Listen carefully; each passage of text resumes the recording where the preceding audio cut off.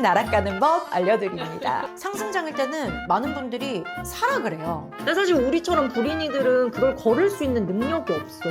이 영상에서 부동산에 대한 어떤 지식이나 이런 걸 얻으려고 하지 마세요. 반박시 여러분의 말이 맞습니다. 제가 그동안 진짜 많은 일이 있었다고 저번 영상에서 말씀드렸었잖아요. 그래서 그 중에서도 가장 큰 사건이자 사고였고 현재 진행 중인 부동산 관련 썰을 좀 풀어보려고 오늘 영상을 켜봤어요. 아마 저처럼 지금 뭐 집을 사야 되나 말아야 되나 전세를 좀 더 버텨야 되나 고민하시는 분들이 있으실 것 같은데 제가 절대 뭐 정답이 될 수도 없고 정답이 돼서도 안 되거든요. 어쨌든 저처럼 불인이인 사람들이 부동산에 뛰어들었다가 얼마나 많은 그 고생을 할 수 있는지 오늘 좀 이야기를 나눠보려고 합니다. 오, 방방! 저의 전반... 제가 결혼을 20년도에 했단 말이에요. 근데 제가 20년도에 결혼을 할 때 이제 19년도부터 결혼 준비를 하잖아요. 그래서 그때 우리가 집을 살 것이냐, 전세를 갈 것이냐, 막 이런 고민들을 엄청 많이 했는데 사실 그때 당시만 해도 집을 대단하게 살 수 있는 형편은 아니긴 했어. 근데 그때 당시에 우리 남편이 대출을 얻는 거에 대해서 너무 이제 무서워했었던 거예요. 그래서 대출은 안 돼. 평생 망하는 길이야. 약간 이런 분위기였단 말이야. 아시는 분 댁에 전세를 들어갈 수 있는 환경이 됐어요. 다행히. 그래서 정말 감사하게도 그 집으로 신축 아파트에 전세를 들어간 거죠. 그렇게 잘 살았으면 사실 문제가 없었겠죠. 근데 이제 부동산의 흐름이라는 게 그때부터 정말 요동치기 시작한 시점이었어요. 21년도, 22년도 부동산이 엄청 상승장을 막 난리칠 때 저희가 이제 있었던 집 주인분들이 사정이 생기셔서 저희가 1년만 살고 나와야 되는 상황이 된 거예요. 근데 원래 전세는 2년 있고 계약갱신 청구권 쓰면 4년도 살고 막 이렇게 하잖아요. 근데 그게 이제 안 되는 상황이 돼서 1년 만에 나와야 되는데 21년도 한창 진짜 부동산 제일 고가 막 찍고 있을 시절이야. 모두가 집을 안 사면 정말 인생이 망할 것 같은 분위기로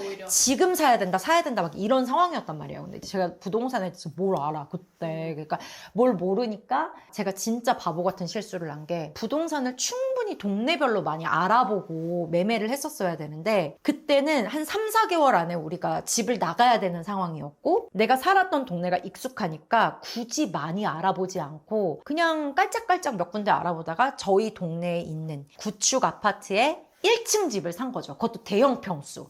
여기에서부터 이제 꼬이기 시작을 하는 거예요. 보내시다. That's 지금 집. 그것이가 지금 여기다. 네. 근데 사실 살면서는 엄청 만족스러웠거든요. 집도 너무 환경도 잘 갖춰줘. 우리 방방이도 어쨌든 가졌고 진짜 너무너무 행복했는데 나의 그때 꿈은 뭐였냐면 원대지. 부동산이 계속 고공행진 할 것 같은 거예요. 원래 불인이들이 그러잖아요. 꿈은 커. 그래서 어쨌든 제가 이제 인테리어도 했겠다. 이 집을 몇 년 살면서 가격이 조금 더 이제 받으면 그때 한번 내가 뛰어보자. 우린 아직 젊으니까 한번 좀 나은 환경으로 넘어가 보자. 이런 원대한 꿈이 있었는데 웬걸 집을 사고 22년도가 딱 되면서부터 한번 빡 찍더니 그때부터 부동산이 완전 정체. 완전 다운이 되기 시작하는 거예요. 그때부터는 아예 거래 자체가 그냥 없어버렸어. 메말라버린 부동산 분위기였어요. 저는 그때 어떻게 마음을 먹었었냐면 남들이 사라고 할 때 사는 게 정답이 아니었잖아. 그러니까 조금 시간 여유를 갖고 내가 천천히 이제는 집을 좀 알아보자. 그래서 그때부터 한 2년 정도를 부동산 임장을 엄청 다녔어요. 2년? 임장을 정말 다 다니면서 우리에게 환경적으로 맞는 동네를 찾은 거죠. 그때 또 한번 부동산이 상승기가 오기 시작했어요. 그때가 이제 작년 한 여름 요쯤에 집을 갑자기 사야 된다 이러니까 저희 집을 내놨는데 누가 우리 집을 번뜩 딱 사겠다 그러는 거예요. 그러니까 너무 잘 됐네. 근데 마침 우리가 가고 싶은 동네의 그 집이 아주 좋은 가격에 급급매로 나온 매물이 하나 있었어요. 그 집도 너무 마음에 들었어. 근데 우리가 조금 더 무리를 해서 넘어가야 되는 상황이 되니까 남편이 겁이 났던 거야. 이걸 우리가 이 가격에 팔고 넘어가는 게 맞나? 저기에 대출금을 우리가 감당할 수 있을까? 며칠만 고민해보자. 그 사이에 판이 또 바뀌었어. 국내 분위기가 좀 바뀌어가지고 집을 또 사면 안 되는 분위기처럼 갑자기 꽁꽁 얼어붙으면서 우리가 원했던 그 집은 당연히 나갔고 이 집을 사겠다는 사람도 갑자기 철회한 거예요. 그래서 아무튼 집을 팔 수 있는 기회를 놓치고 다시 부동산이 딱 얼어붙은 시기가 온 거예요. 근데 마침 그때 저희가 급급매로 잡고 싶었던 그 집 있잖아요. 그 집에서 더 좋은 층에 더 좋은 뷰로 전세를 끼고 살 수 있는 기간이 얼마 남지 않은 집이 하나가 또 나온 거예요. 급매로. 그래서 내가 한번 우리가 기회를 놓쳤잖아. 그래서 그 집을 너무 잡고 싶은데 어쨌든 우리 집이 팔리지 않은 상황이기 때문에 제가 마음에 욕심만 있지 뭐 어떻게 해야 될지 모르겠는 거예요. 어쨌든 부동산이 하락장이었잖아요. 그러니까 그 집도 빨리 팔고 싶으니까 잔금 기간을 길게 주겠다. 그래가지고 제가 거기에 혹한 거예요. 근데 사실 그렇게 하면 안 돼요, 여러분. 절대 하면 안 됩니다. 제가 진짜 너무 무지했기 때문에 이렇게 사건이 벌어진 건데, 이게 부동산이 상승장일 때는 매수를 먼저 잡는 것도 방법이 될 수 있지만 저처럼 부동산 하락장이었을 때는 매도를 무조건 먼저 해야 된단 말이에요. 근데 저는 잔금 오래 줘? 그 안은 나가겠지 라고 생각을 하고 매수를 먼저 해버린 거예요, 이 집을. 작년 이제 제가 유튜브를 아마 그만 찍었을 때가 딱 그 정도일 것 같은데, 그때부터 제가 영상을 못 찍은 이유가 피가 마르는 거야. 왜냐면 이 집을 빨리 팔아야 되잖아요. 그러니까 제 욕심 때문에 자꾸 그렇게 내가 이 상황을 만들었나? 라는 죄책감 때문에 정말 하루하루가 마음 편하게 발 뻗고 잘 수가 없는 거예요. 최대한 많은 부동산에 뿌리고 진짜 부동산 사장님들을 그때는 2, 3일에 한 번씩 찾아갔던 것 같아요. 우리 집 한 번이라도 더 챙겨줘. 약간 이런 분위기인 거죠. 이게 언제까지 유지가 될지 모르겠다 라고 하는 중에 부동산이 또 한 번 난리가 난 거예요. 몇 달 사이에. 그러니까 정확하게 우리가 31일에 계약이 됐어요. 오, 너무 좋아, 너무 좋아.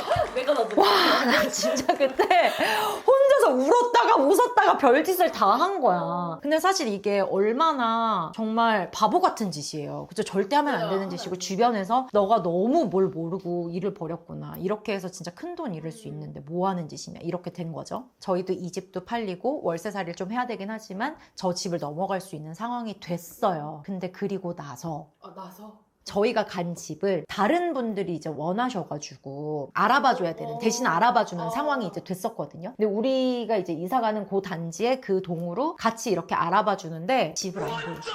어머. 우리가 산 가격보다 작은 평수인데도 훨씬 높은 금액을 부르는 집들도 있었고, 갑자기 집을 보러 가는데 지금 1억 올려주세요. 안 그러면 안 보여줘요. 그리고 문 앞까지 가서 띵동을 했는데 5천만 원 안 올려주시면 집 문 안 열어드려요. 개소리야! 이런 경우도 대박이다. 있고, 그리고 집을 다 보고 좋게 얘기까지 하고 나왔어. 갑자기 집 안 판대. 그래버린 상황이 또 며칠 사이에 된 거예요. 그러니까 이게 내가 이 격동의 부동산, 대한민국 부동산을 완전 다이나믹하게 올랐다 내려갔다 올라갔다 내려갔다 이러다가 내가 약간 처참하게 다져진 느낌이 이제 든 거예요. 지금 와서는 주변에서 또 하는 말이 너 그때 남들 사지 말라고 했대. 그때 네가 그렇게 일본에 잘했다 라고 하지만 또 그런 얘기를 해, 이제는. 이제 와서는 또 그런 얘기를 해. 근데 사실은 절대 하면 안 되는 거예요, 여러분. 이거 진짜 절대 하면 안 되는 건데, 제가 정말 무지했고 너무 몰랐기 때문에 인생을 건 도박 같은 짓을 했던 거고, 저처럼 이제 마음이 급해서 남들이 사야 된다고 하니까 빨리 막 이거를 잡고라도 싶은 마음에 사시는 거는 너무너무 위험해서 이 영상을 사실 안 찍으려고 하다가 찍은 거예요. 근데 내가 사실 이 영상을 찍으면서 하고 싶었던 얘기가 뭐였냐면, 신혼을 어쨌든 전세로 들어갔고 뭐 신축에서 시작을 한 거잖아요. 어쨌든 상황이. 그걸 제일 후회해. 지금 와서 생각해보면. 그냥 만약에 상황이 됐다면 그냥 전세를 몇 억씩 해갖고 이자 낭비하지 말고 저는 그냥 빌라에서 월세살이 하면서 그 목돈을 더 모았을 것 같아요. 당연히 신축 아파트 너무 좋지만 너무 막 그렇게 무리해서 들어가는 것보다는, 왜냐면 처음 신축 살아봤으면 그게 좋은 맛을 알아서 계속 그 굴레에서 못 벗어나는 친구들 되게 많거든요. 안 낮춰져. 주변에 그리고 너무 많아. 근데 사실 나의 현실을 받아들이고 내가 그때 좀 월세살이를 좀 하더라도 목돈을 더 모아서 또 움직일 수 있는 시기를 보면서 움직였다면 지금 같은 시행착오를 덜 하진 않았을까, 이런 생각이 이제 드는 거죠. 그래서 아무튼 이런 일이 있었다. 그래서 제가 하루도 맘 편할 날이 없었어요. 부동산 때문에 고민이신 분들이 계시다면 너무 남의 말에 휩쓸리지 말고 충분히 오랜 시간 동안 들여다보면서 공부를 하고, 상승장이 오면 분명히 하락장이 오더라고요. 급하지 않게 갔으면 좋겠다. 상승장일 때는 많은 분들이 사라 그래요. 그런 경우 되게 많지 않아? 근데 사실 우리처럼 불인이들은 그걸 걸을 수 있는 능력이 없어. 그때 제가 한창 이 집도 사야 된다 부동산 안 사면 진짜 큰일 난다라고 했던 수많은 유튜버들과 블로거들, 부동산 전문가라고 하시는 분들, 그런 분들이 책임져 주는 건 아니잖아. 어쨌든 선택을 내가 했으면 그거에 대한 책임도 다 내 몫이라 진짜 내가 딱 주관을 가지고 내가 지금 이 돈인데 얼마까지 대출을 일으킬 수 있는 상황인 거고, 지금은 또 이제 대출 상황도 다 고려를 해야 되니까, 그러니까 그런 거 다 고려해보고 내가 진짜 만약에 집을 하나 사고 싶어. 그럼 상승장이든 하락장이든 좋은 가격을 계속 좀 오랫동안 주시해 본 다음에 그때 결정해라. 지금 와서야 좋게 우리가 됐으니까 이걸 이렇게 얘기할 수 있지만, 만약에 내가 되지 않았다? 그럼 완전 폭망 스토리로 가는 거야. 그렇지 않아요? 인생 날아가는 법. 막 그런 거 있잖아요. 인생 날아가는 법 알려드립니다. 네, 딱 이렇게 하시면 인생 한 번에 날아가실 수 있고요. 그렇게 하는 거야. 이 영상에서 부동산에 대한 어떤 지식이나 이런 걸 얻으려고 하지 마세요. 그냥 경험담 썰로 정도만 들어주시고, 사실 부동산 얘기하는 게 너무 조심스러운 게 모두가 사실 인생을 걸고 하는 선택이다 보니까 이게 너무 위험한 것 같아. 그냥 재밌게 흘려 들어주셨으면 좋겠고, 만약에 반박시 여러분의 말이 맞습니다. 네, 그래서 댓글로 여러분들의 또 의견도 많이 남겨주시고요. 다음번에 더 좋은 영상 가지고 돌아올게요. 여러분의 오늘을 바꿔드릴게요. 간다. 안녕. 좋게 생각하려고 하는 게, 우리가 이사 갈 수 있는 월세집을 얻은 것도 너무 고맙지만, 그 이사하면서 2번의 이사를 하면서 또 예쁘게 집을 꾸밀 수 있는 기회가 2번이나 생겼으니까, 이사 가는 집들이 또 바뀌어지는 그런 분위기도 제가 영상 찍을 수 있으면 최대한 다 찍어볼게요.